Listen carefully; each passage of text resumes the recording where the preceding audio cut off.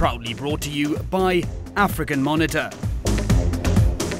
and Voice, Africa's Future.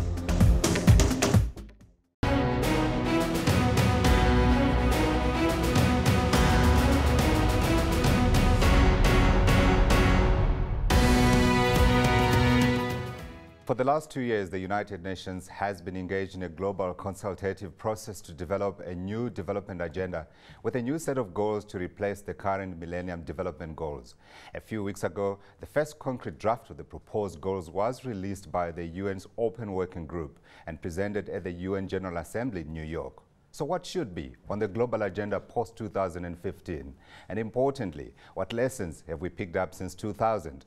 We've invited a panel of specialists to unpack these issues with us today. Joining me in studio is Namhla Mniki Mangaliso. She's Executive Director, African Monitor. Ambassador Nozipho Mkakato Diseko, Deputy Director General, Multilateral Department of International Relations and Cooperation.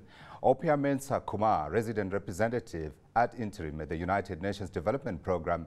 And joining us from our bureau in Nairobi is George Ndungu. He is a Community and Youth Development Specialist Organization of African Youth.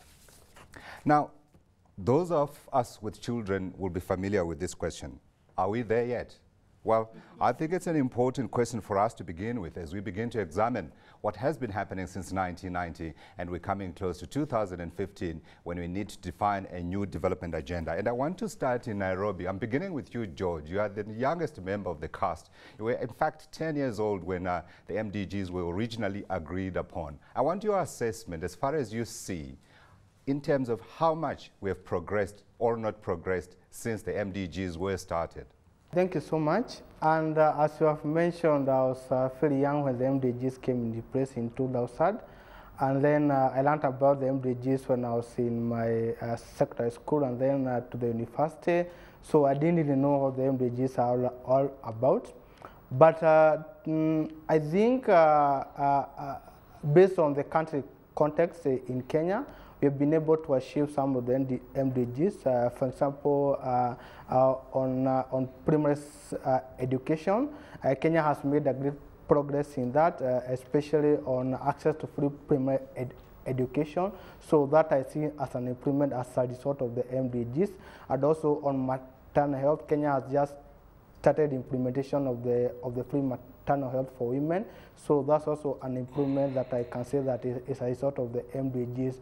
Although it has been said that come 2015 next year, most of the countries might not have achieved the MDGs, or some of them are really lagging in bed, especially in Africa. Yeah. Mostly are attributed due to lack of resources, some of it due to lack of political commitment. But I can say that to some extent the MDGs have resulted in more country commitment to ensure that there's education poverty, especially in the rural areas. So I can say as a young person, I've really seen the effect of the MDGs, but I think that they still need a lot to be done. Thank you, George. And I wanted to start with you because the future is about you, isn't it? But let's bring in the elders here in studio. Sure. And let me start with you, Opia. And I want to understand from UN perspective. Obviously, when it started, this was really big in terms of a laudable objective that combined the world in a grand vision that tries to eradicate poverty. How far have we gone down that road? And I know you're going to be marked by a number of people here, and I'm starting with you. So you set it out, and then I'll get my markers in. Yeah, thank you, Godfrey. I'll start with a question you asked the young man. Please. Are we there yet? Are we there yet? I think sounding like him. What we can say is that we made a lot of progress, but a lot more needs to be done. Okay. And progress has been uneven. If you take all of the MDGs and you look at them globally, significant progress has been made in a lot of them. As of now, more than 700–800 million people have been taken out of poverty since 1990. That is significant. It is. In our continent in particular, significant progress has been made in health and the education domains, although of course we haven't all met the MDG targets yet. Okay. But that's because we started from a sort of lower level. Right. But for almost every country, there has been a lot of progress. Okay. There have been variability, of course, in the achievement of results across countries and across also the different MDGs. How bad was it in Africa? Even in Africa, it is uneven. The poverty MDG #1, only a few countries have attained the target, including South Africa here, including Ghana and a few others. But there still has been some progress. People have progressed from humongous figures like 64% to 40%. Right. It is not half yet, but it's still something to go along with. Yeah. On the health and education, particularly infant mortality, there's been a lot of progress. Maternal mortality appears to be a challenge everywhere. There's been some progress, but the targets have not been met in most places. And yet that's the most important, the right to life. The right to life of children, of mothers, of newborns. Nobody deserves to die, wanting to bring life to life. Yeah. Would I be able to mark you and say, out of the 8 MDGs, how many were we able to make substantial progress that you referred to? How many were we unable to make the progress that we wanted? I think on the poverty, we can give ourselves sort of average, probably. How many did we pass? Let's put it that way. Okay. That's a tough question. That's a difficult question. Because meeting the exact targets, we have not really done very well in Africa. Right. Really. Okay. Okay. So that's the overall impression. That's the overall impression. We have not done as much as we wanted in Africa. Let's get this example of South Africa. If I can come to you, Ambassador. Your progress report now. Let me just thank the youth first for opening and recalling where we began. And maybe suggest a framework within which we look at the progress that has been accomplished. And that framework would entail looking at where Africa was when the Millennium Development Goals were adopted.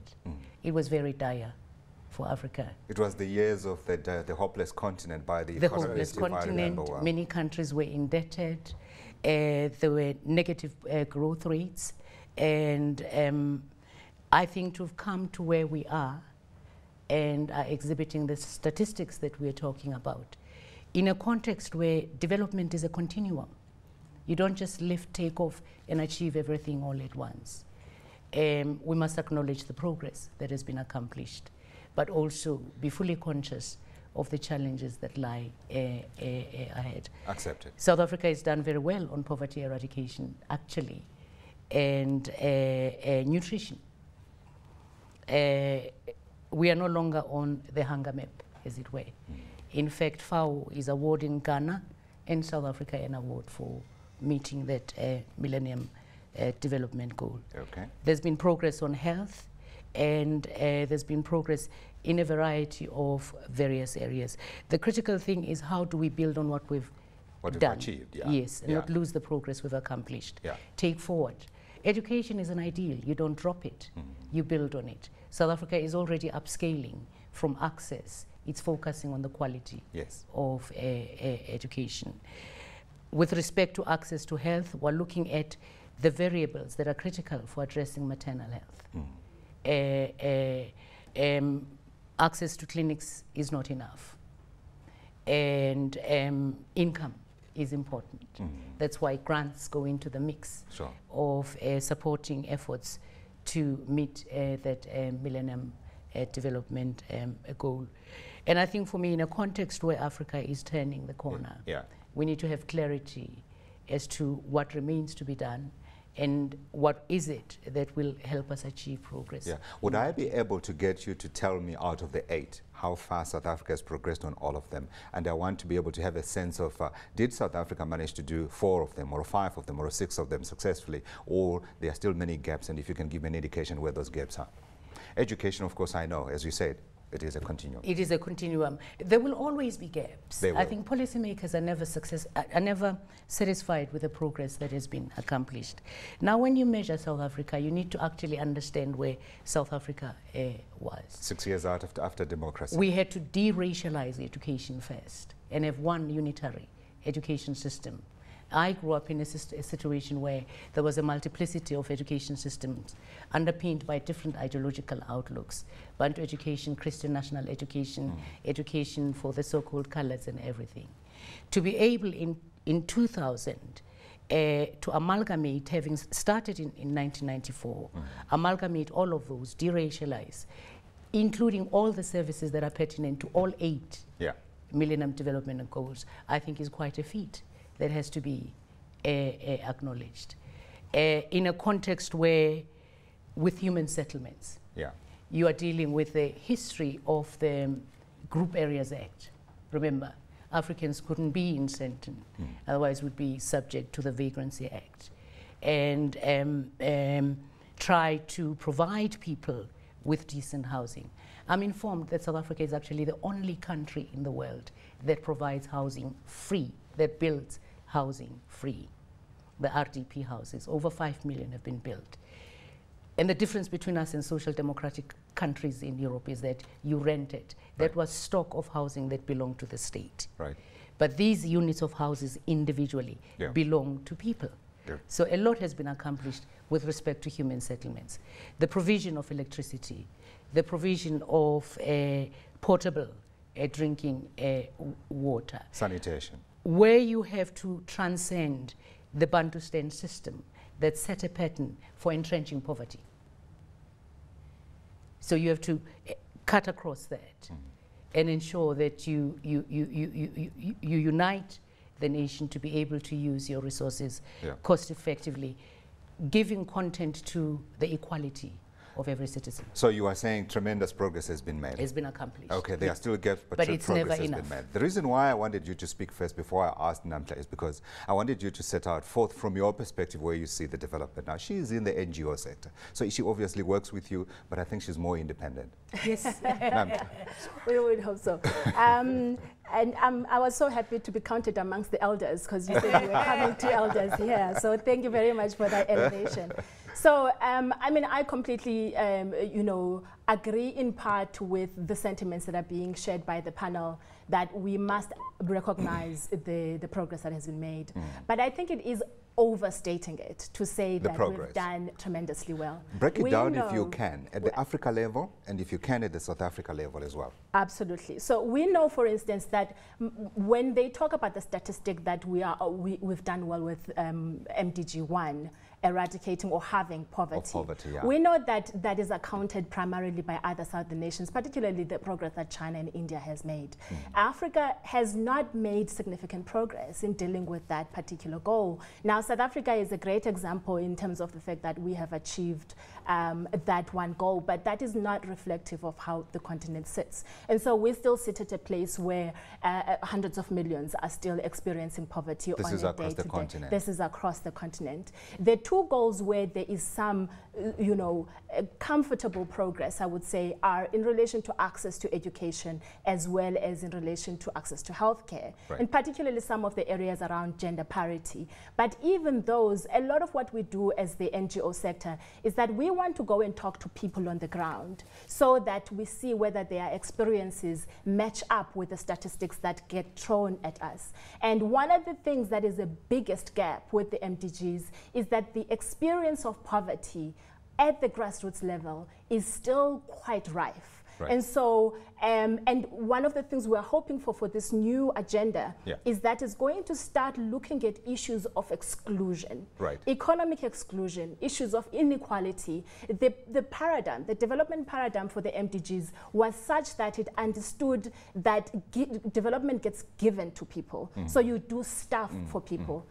At the local level, when we talk to citizens, they are saying they want to be seen as participants and catalysts for development. Yeah. And so they're starting to talk about ownership of productive assets rather than being given free houses. Yeah. Not that those things are not important, but because those things do not equip them to independently sustain their own livelihoods and independently achieve decent livelihoods, as it were. And so it's important to say, yes, there are some little areas of progress, but what were the big gaps with the MDGs as a development paradigm? And we know that there were big gaps there, but also even before that, in terms of the indicators for the current MDGs, Africa has not made great progress at all in some of the key areas. Can I put you in a box and ask you to mark it out? Give me a percentage.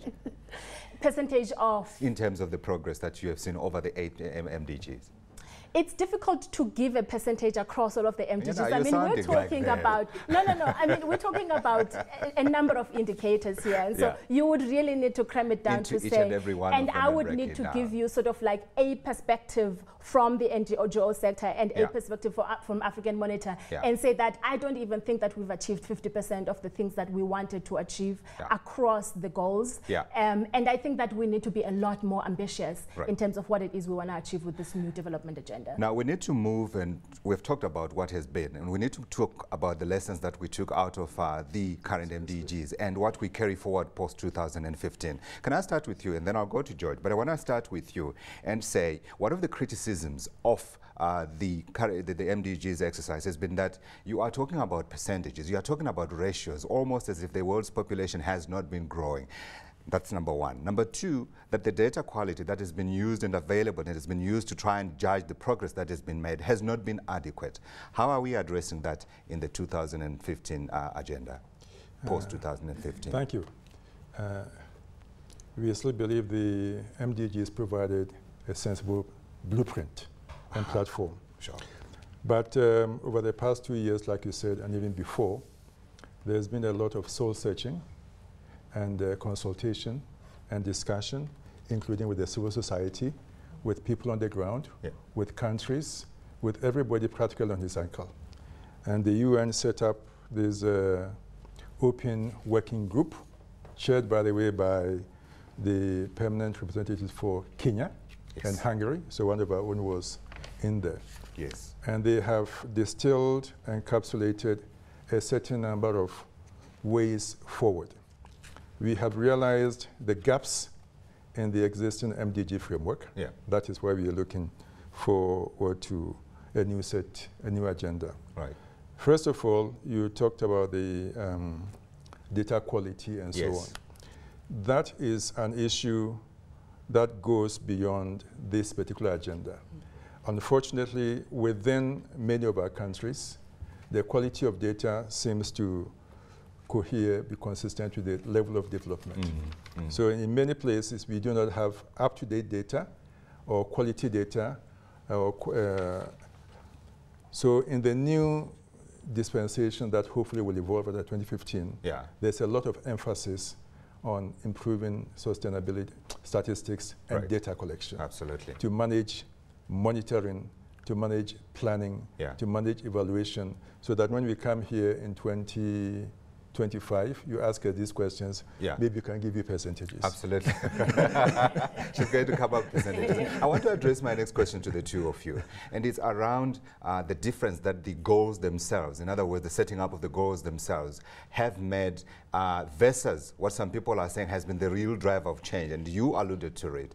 Has it not been just economic growth that has made a difference in terms of reducing the number of people living in absolute poverty? Or was it just the enunciation of this grand idea that would take the world into a better place that is more equitable, etc.? Can I begin with you and then come to you?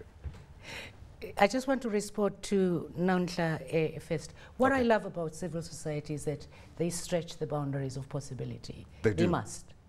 For us, so that we have higher levels of ambition. They need to justify why they exist. And it's important. That is really, really important. But I think to discount the progress that Africa has achieved on Millennium Development Goal 1 doesn't do justice to what's been done in Africa. As when I said, in 2000, when the MDGs were adopted, the conditions in Africa were dire. True. Africa was heavily indebted. There was no growth. There was a whole load of complications. But many of those indicators are gone now, and Africa is in a better place. Okay. I'm not quite sure I would discount the provision of potable drinking water by the state to people. The state must provide the infrastructure for people to be able to uplift themselves. True.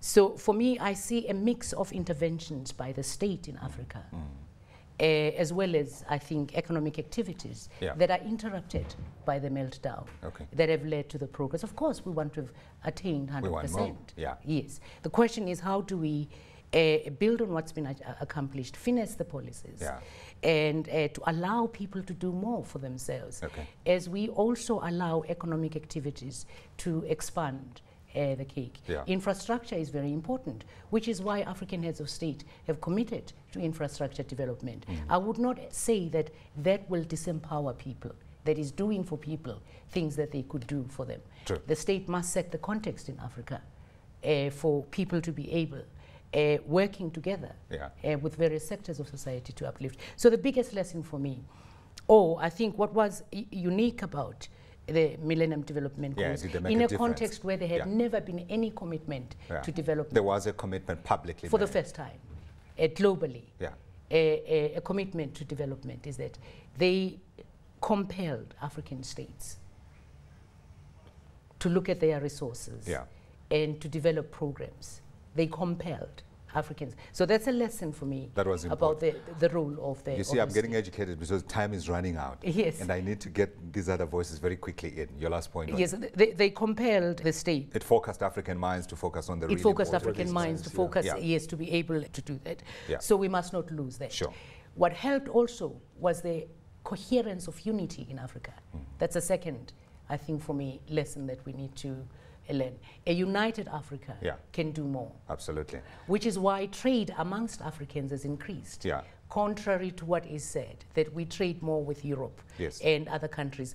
It's when you look at the basket of things that we trade in, that you see that actually trade amongst Africans in the goods that are necessary for development has increased. It is improving. It is improving. But I'll then say to you also the percentage need to get higher.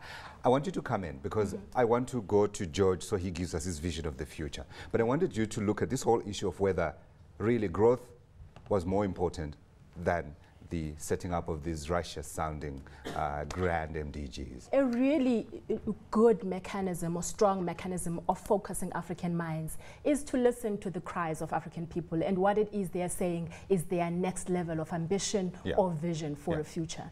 And certainly what we're hearing is that you talk about economic growth. A lot of what we're hearing is that economic growth was never enough. I mean, statistical agencies and development institutions have already admitted this. The World Banks of this world have already admitted the fact that economic growth on its own has not led us to where we wanted to be.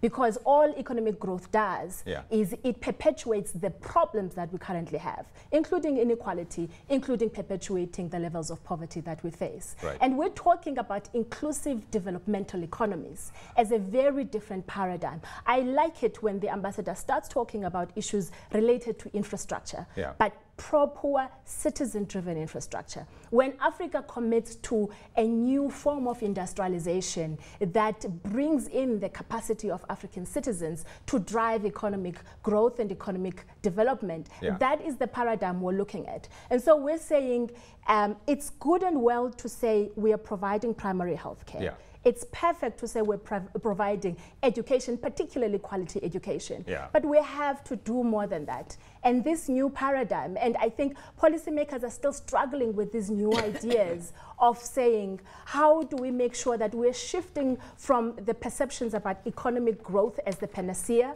to moving towards economic inclusive development that's going to help us get rid of the inequalities that we've faced, which have perpetuated the poverty problem. So you are in part agreeing with her that the if you say, summation of these ideals was right in the beginning because it helped focus people's minds, but at the same time, we do need to make sure that there is inclusive growth. It certainly wasn't enough. It wasn't enough, It made a start that is important. Let's go to George in Nairobi. George, I wanted the elders to define where we have been, because obviously they were there longer than you were.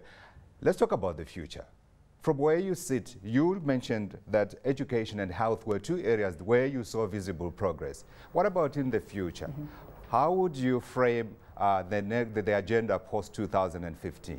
First, I would like to agree with the others that the MDGs really made the world realize and focus on poverty eradication.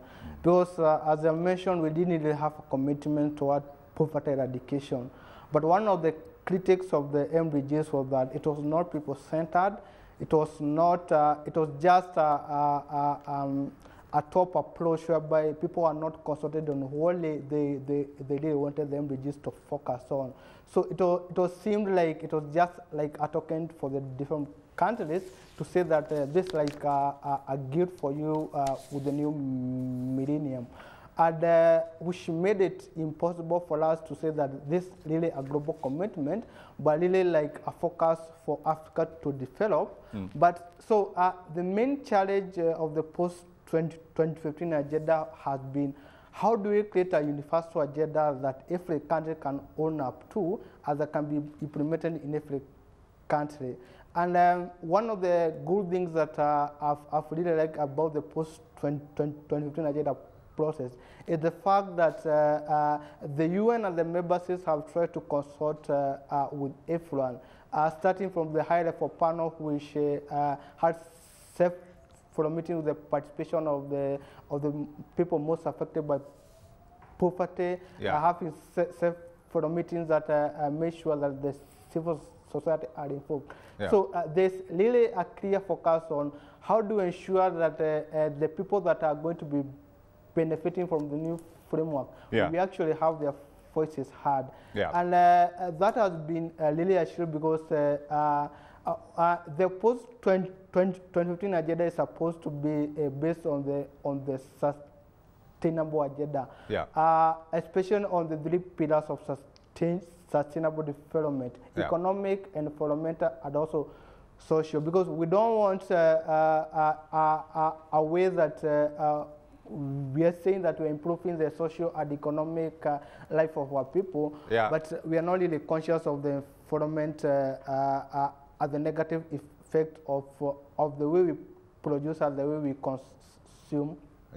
So there's really been a focus on ensuring that the 3 pillars of sustainable development are included. George, unfortunately, we've run out of time, but thanks very much indeed for that input, and we're certainly doing the right thing as far as you're concerned, because we are including you in the conversation and discussion around what that post-2015 agenda ought to be. We need to take a pause here, and we say goodbye to George Ndungu, Community and Youth Development Specialist, Organization for African Youth. We will be right back after this short break, because we'll be talking about what that post-2015 agenda ought to be. Don't go away.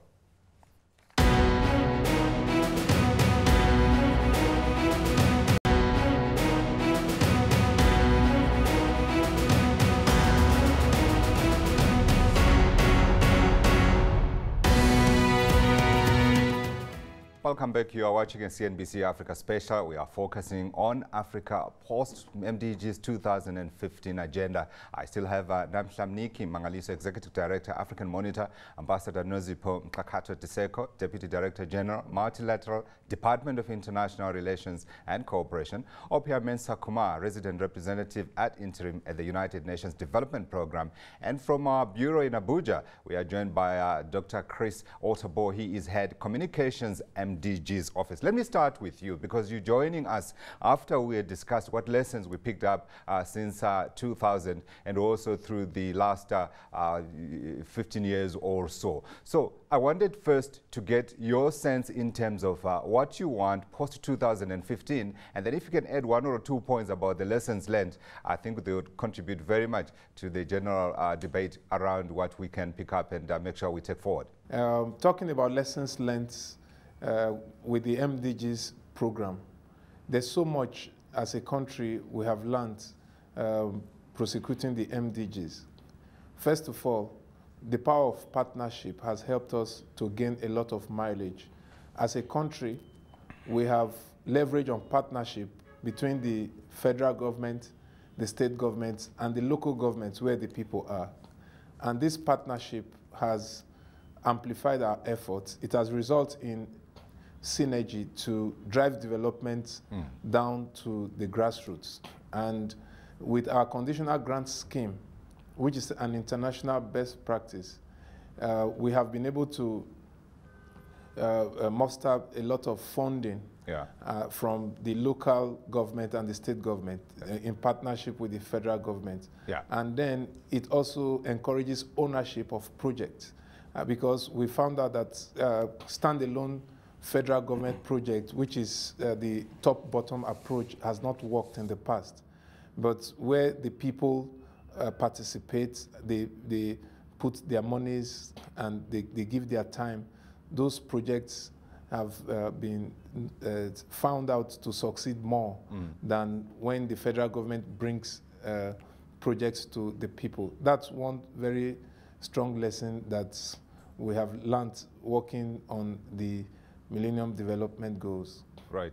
What about post-2015? What are you looking for from Nigeria as a country? For the past 2 years or so, Nigeria as a country has been working towards getting the interest of the Nigerian people. What is it that the Nigerians want to see in the post-2015 development agenda? And working with the United Nations, we have developed a number of programs, and we have been able to synthesize something that represents the Nigerian aspiration. Right. First of all, in 2012, we organized an expert group meeting in which we drew experts from the various fields of human endeavor, including the international development partners, top government officials, professional bodies, and civil society organizations. And then that led into a sub-national consultation where that held in the 6 geopolitical zones in Nigeria. And then finally, a national consultation was held in Abuja in which the Vice President of the Federal Republic of Nigeria came to declare it open. Okay. And that national consultation has helped us to feel the pulse of the Nigerian people.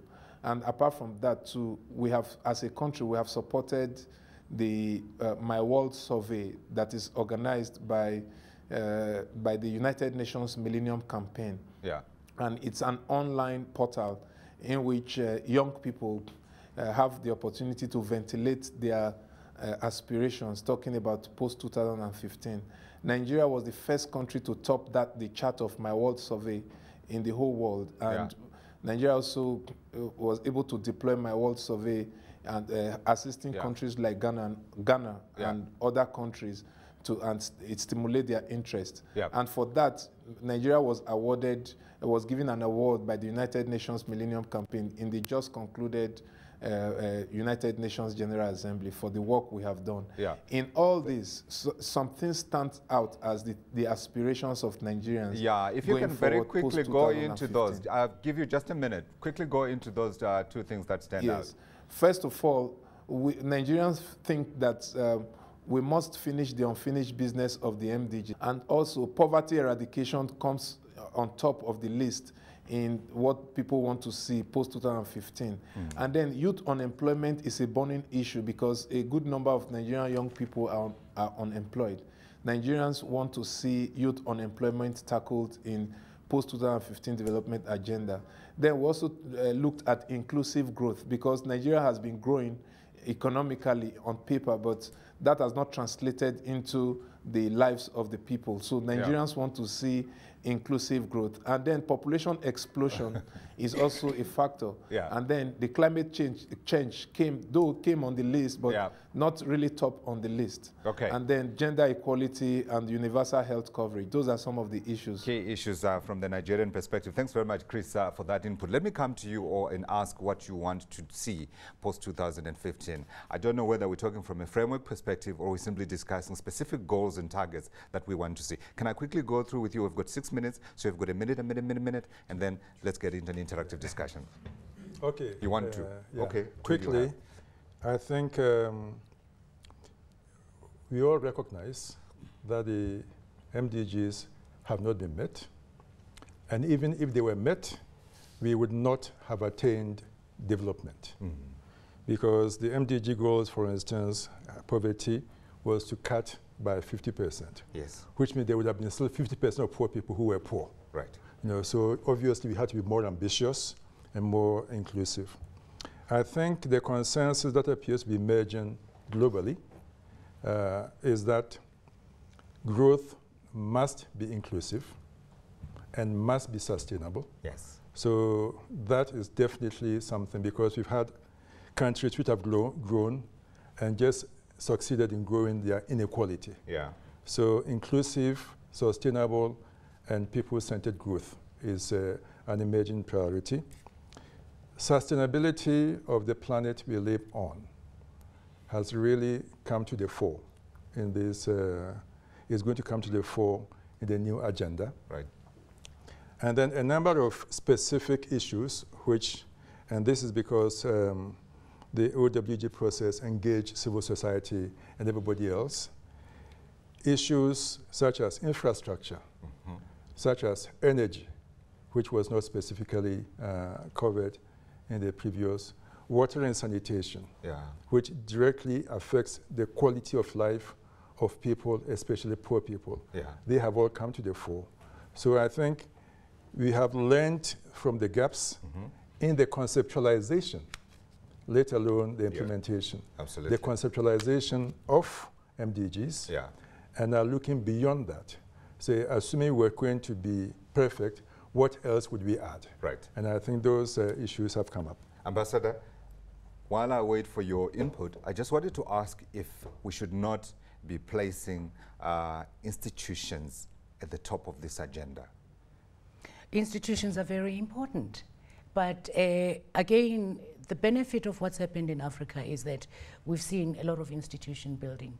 We need to consolidate at a national level, but also continentally. Right. We have the African Union, the Commission, we have substructures that speak to human rights. All of those need to be given space to cohere. Here in South Africa, I think we have our own institutions. Sure. I agree with you, institutions are important. We need to strengthen those. Okay. But drawing on what Chris has said, I think the emerging view by developing countries is development is a continuum. You don't start, stop, chop and change. You build on what you have accomplished. Taking that into account, those positive elements that have been accomplished under the MDGs must be the foundation of what is done. George in Nairobi spoke about sustainable development. He is right.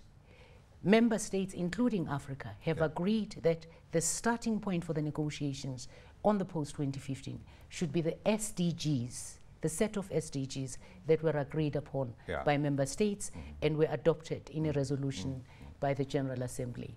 For us as Africa, we are proud that Ambassador Kamau from Kenya, working with the Hungarian ambassador, delivered. For us as South Africa, when you look at the Sustainable Development Goals, they mirror match the National Development Plan, and they take us well beyond 2015, talking to inclusive growth, the gender equality, the upliftment of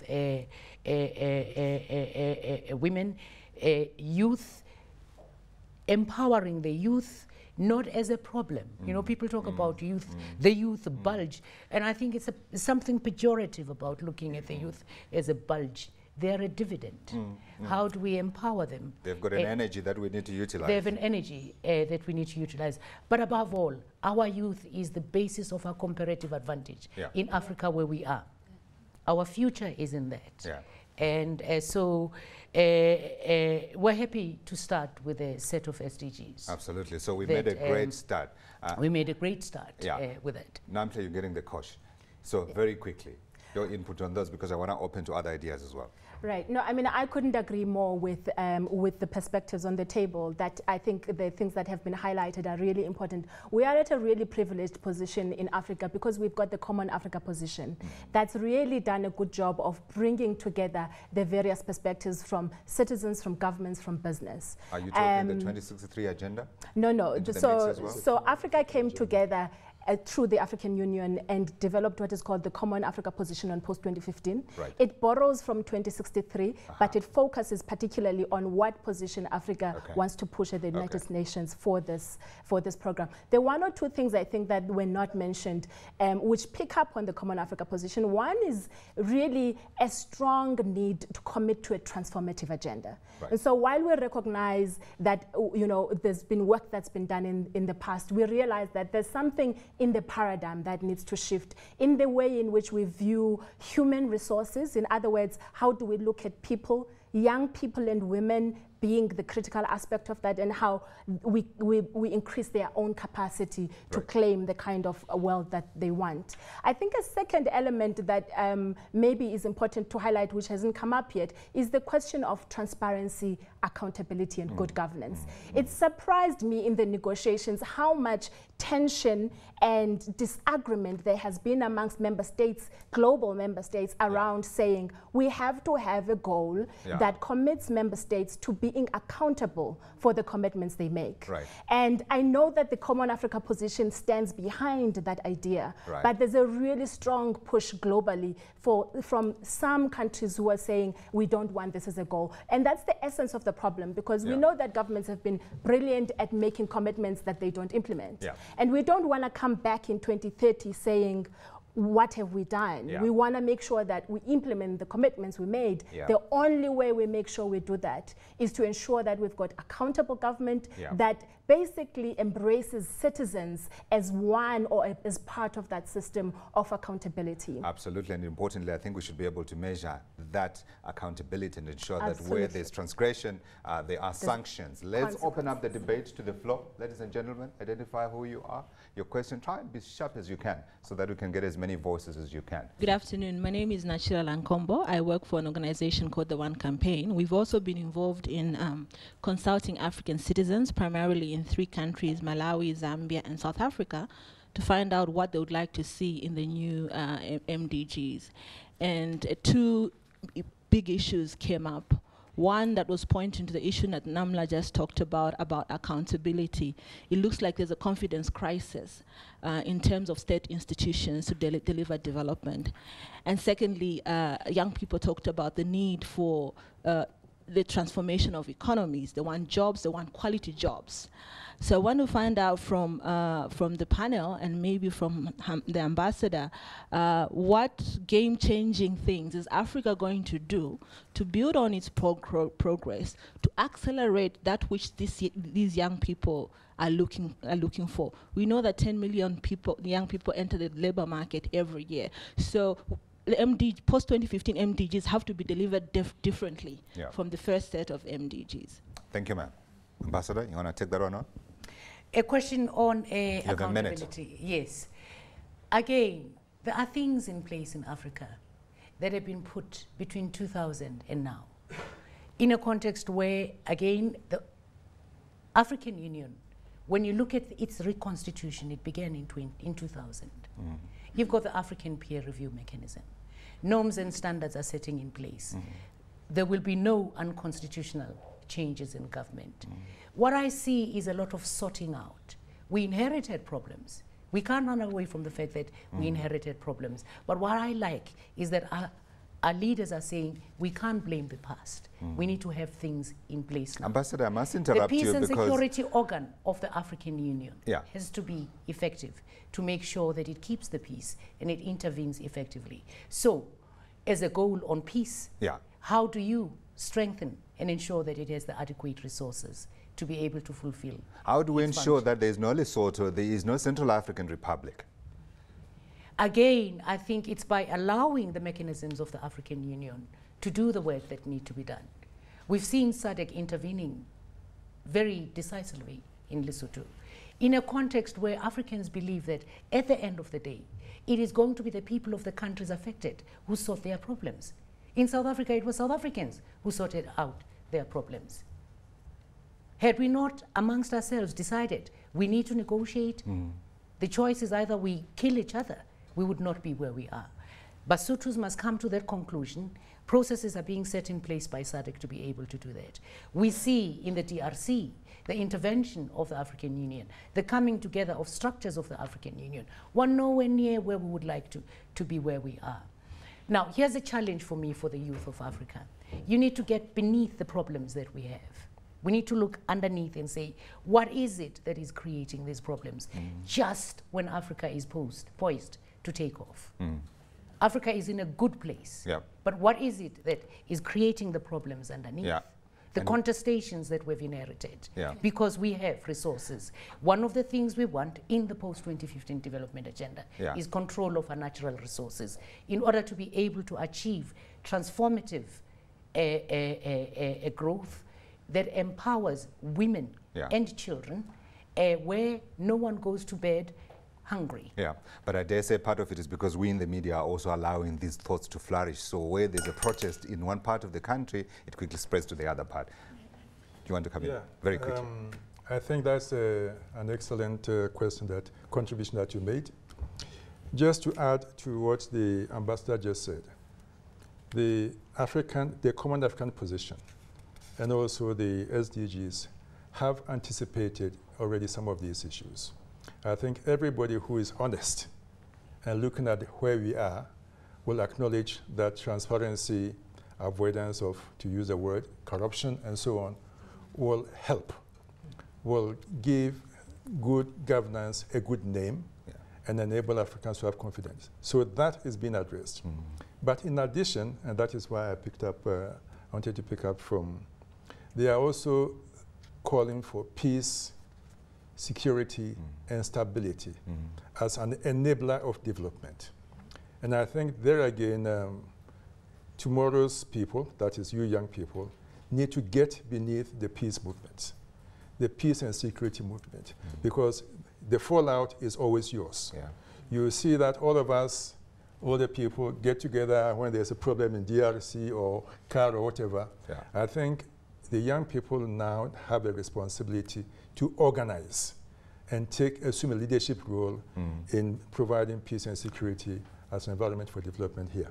They're actually talking quite a lot on Twitter and other fora. Okay, you've got the microphone. Thank you very much. My name is Barbara Kalimapiri from World Vision International.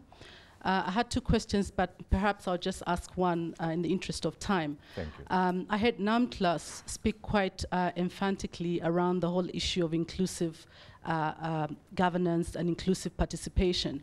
I'm just wondering how different will citizens' participation be different from what it was before the MDGs, where we had very strong, repressive legislation that actually doesn't allow people to participate and voice out, and particularly in this case for children. How do we ensure that children can have a meaningful voice in this inclusive, sustainable development agenda that we're crafting? Thank you. Namtla? Right. Thanks, Barbara, for that question. I mean, I think it's a really important question. One of the things that are positive that I do want to mention is that there's a real understanding and commitment from African governments that participation has to be part of the agenda as we move forward.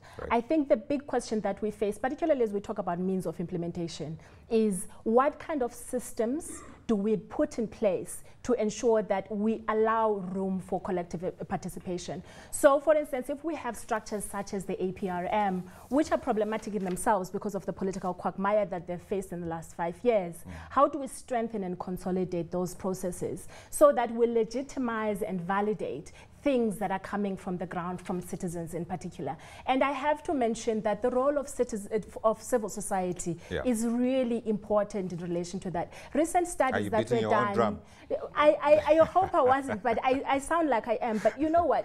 A recent study that was done in 2013 by Trust Africa showed that increasingly civil society in African countries is facing real problems in terms of freedom of speech, in terms of freedom of association, in terms of freedom of participation.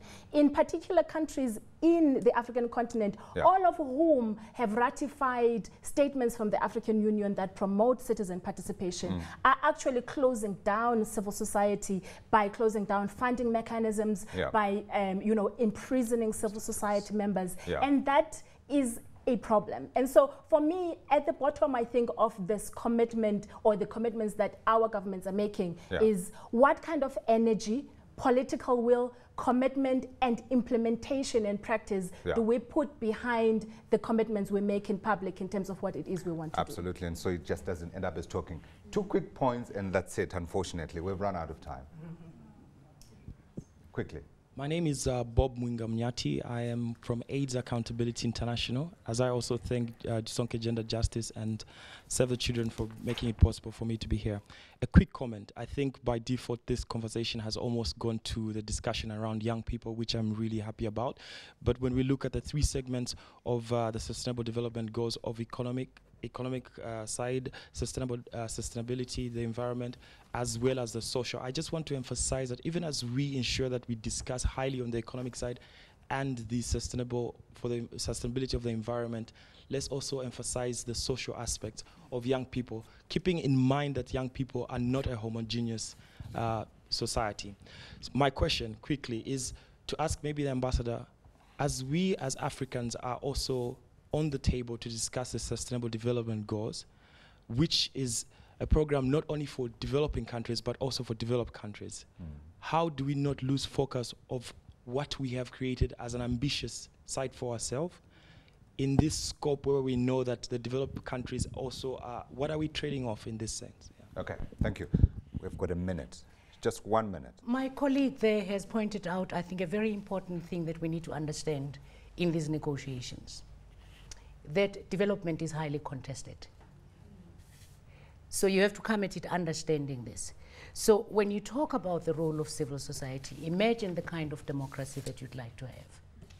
South Africa has a separation of powers that's legislated in the constitution, within which scope is allowed for consultation in the implementation and the crafting of policy. What is it that we wish for Africa? Are we saying Africa must have a different kind of model of governance from the United States of America, where before a decision is made, there's co-governance? There is a role for organizations that are not governmental, but it is not governing, because accountability is lost. The boundaries are blurred. So what is the vision of democracy that young people would like to be spelled out in the post-2015 development agenda? We will take that. But be careful, you will inherit the political society that we're trying to create in a context where, quite rightly, as you say, it's not as if we're talking about an uncontested contest where Europe is seeking ways to strengthen its recovery. So as you negotiate this, they're looking for things that will assist sustained recovery. Absolutely. Therefore, how you conceptualize accountability must not turn into a non-tariff barrier, a donor conditionality, but be an enabler in the proper sense of the word. I'm grateful for the question. I absolutely hate to be a spoiler, but on that note, I have to thank you, and I have to say this must be the start of a very strong conversation that continues until next September next year. Africa for leading, I think, in creating space. Please do more of this. This is leadership for me. This is a channel playing its proper role in empowering the continent. Thank you, Ambassador. Time has run out. That is the end of this CNBC Africa Post-MDGs 2015 special. Thank you to our panelists, our studio audience, as well as you viewers at home. Until next time, thank you for watching. Goodbye.